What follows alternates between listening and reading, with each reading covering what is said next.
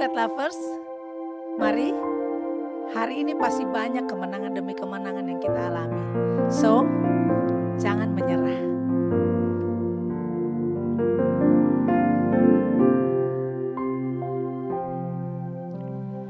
Dalam segala perkara Tuhan punya rencana yang lebih besar dari semua yang terpikirkan. Apapun yang kau perbuat, tak ada maksud jahat, sebab itu ku lakukan semua denganmu Tuhan. Ku tak akan menyerah pada apapun juga, sebelum ku coba semua yang ku bisa, tetapi ku berserah kepada kehendak-Mu. Hatiku percaya Tuhan punya rencana.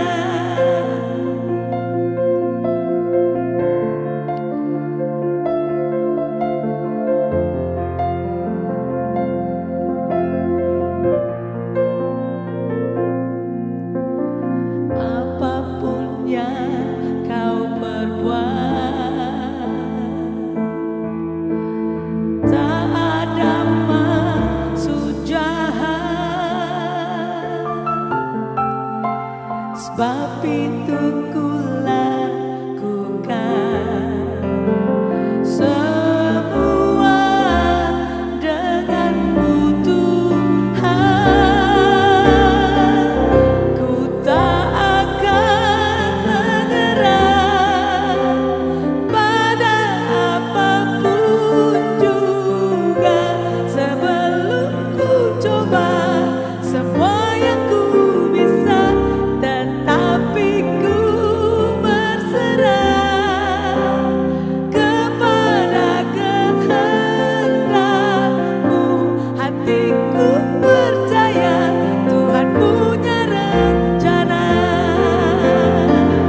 Ku tak akan menyerah pada apapun juga, sebelum ku coba semua yang ku bisa, tetapi ku berserah kepada kehendak-Mu. Hatiku percaya Tuhan punya rencana. Hatiku percaya Tuhan punya rencana. Hatiku percaya Tuhan punya rencana.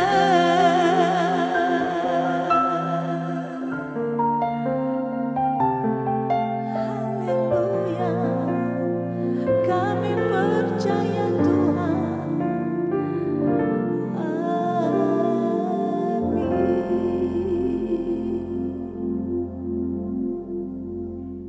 Shalom, God's Lovers. Senang bertemu kembali dengan saudara semua melalui program WFH, Words from Heaven. Meneruskan bagian pertama dari Unity in Diversity. Kita membahas Unity in Diversity yang pertama adalah bahwa Tuhan memang menghendaki perbedaan, bukan perpecahan. Ya, itu yang kita bahas. Seringkali orang kalau beda pinginnya pecah. Nah, kita meneruskan hari ini untuk bagian kedua dengan meneruskan dari konteks 1 Korintus 12 yang sudah kita baca yang lalu. Kita teruskan ke dalam konteksnya ya, sampai ayat 22 dari ayat 17 kita baca. 1 Korintus 12 ayat 17 sampai 22. Andai kata seluruhnya adalah mata, di manakah pendengaran? Andai kata seluruhnya adalah telinga, di manakah penciuman? Tetapi Allah telah memberikan kepada anggota masing-masing secara khusus suatu tempat pada tubuh seperti yang dikehendaki Allah. Andai kata semuanya adalah satu anggota, di manakah tubuh?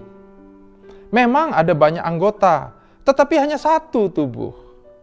Jadi mata tidak dapat berkata kepada tangan, aku tidak membutuhkan engkau.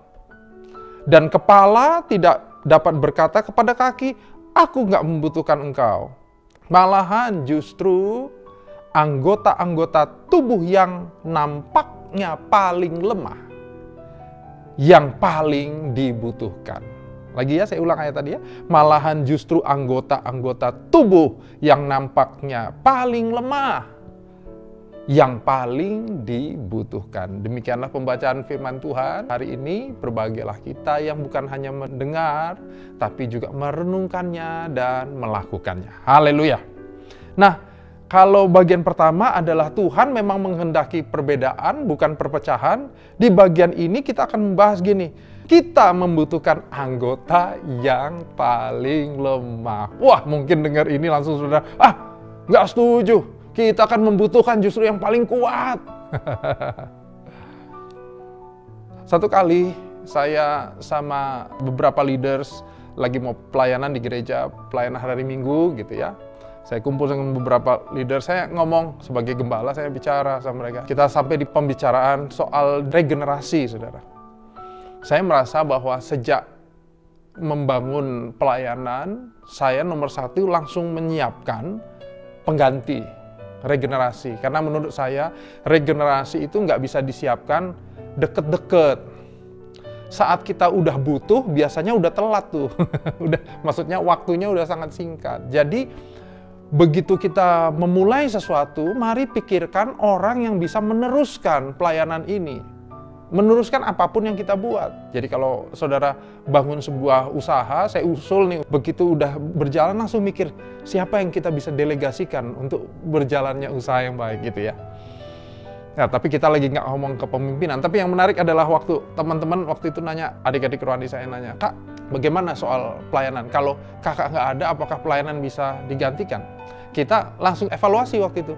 Gimana ya? Rasanya karena kita udah siapinnya dari awal, setiap anggota bisa saling cover posisi saya sebagai gembala. Sudah banyak di angkatan adik-adik saya yang punya kemampuan yang menurut saya bahkan lebih dahsyat dibanding apa yang Tuhan sudah kembangkan dalam diri saya. Karena di dalam diri mereka pun secara khusus dahsyat, bisa digantikan posisi saya. Baru mereka bercanda. Mereka gini, Kak, kalau yang gantiin, karena kebetulan ada salah satu leaders kami yang bagian perlengkapan. Dia sehari-hari kalau pelayanan minggu itu, sound system, saudara. Wah, sound system kan sulit ya, saudara ya. Dia melayani di sound system. Leader kami, dia menggembalakan juga dalam kelompok-kelompok pembinaan, luar biasa nih. Tapi secara khusus dalam pelayanan support, dia melayani perlengkapan. Baru mereka nunjuk teman kita nih, kalau dia gantiin kakak gimana? Ini bercanda. Tapi kami jadi mikir, iya ya, bisa loh. Ya. Ternyata dia juga sudah mulai punya kemampuan untuk menggembalakan. Karakter ilahinya luar biasa, leadership-nya juga dahsyat, bisa. Baru saya lontarkan sesuatu yang membuat mereka juga jadi ketawa. Apa? Karena gini, kalau dia menggantikan posisi saya sebagai gembala, ini yang saya nggak bisa, saya bilang. Siapa yang gantiin dia sebagai sound system? Karena menggantikannya sulit. Sedikit bercanda, tapi itu evaluasi loh untuk tim kami waktu itu. Kenapa, saudara? Nggak ada bagian apapun dalam tubuh pelayanan kita ini yang sebenarnya gampang digantikan. Nggak ada, saudara. Bahkan yang kayaknya nggak kelihatan pelayanan di belakang layar, itu tidak tergantikan. Sulit malah digantiin. Sulit loh. Sulit. Tapi karena mungkin pelayanan penggembalaan sudah kita latih dari awal, makanya lebih mudah. Saudara, jangan meremehkan hal-hal yang kayaknya kita anggap kecil. Kecil itu justru paling dibutuhkan.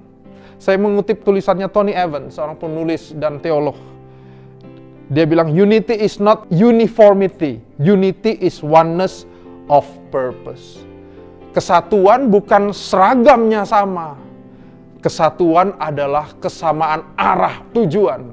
Beda-beda. Ada yang perlengkapan, ada yang melayani ushers, ada yang melayani di mimbar, ada yang melayani jemaat langsung. Tapi semua satu tujuan. Itu kesatuan, itu unity.